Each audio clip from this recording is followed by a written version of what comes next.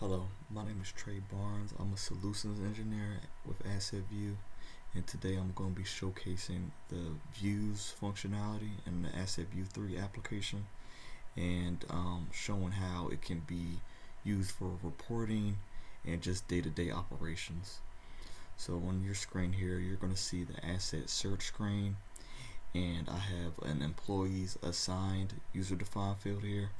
So if I start populating a particular employee's name, Lisa in this example, you will see I'll start seeing all of the assets assigned to Lisa.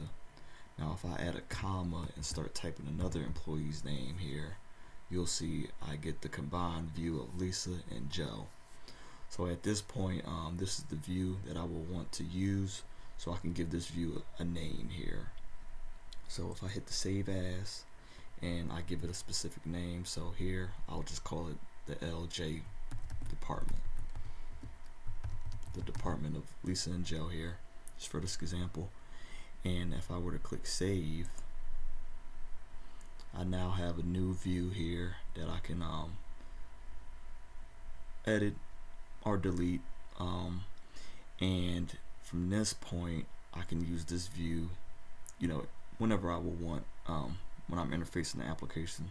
So if I ever wanted to go back to more of a standard view, I can go into select view, and you will see the information will populate without that filtered in there.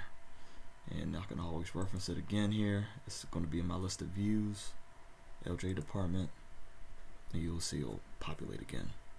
So that's just a quick video on using the views in the Asset Vue 3 application. Thank you.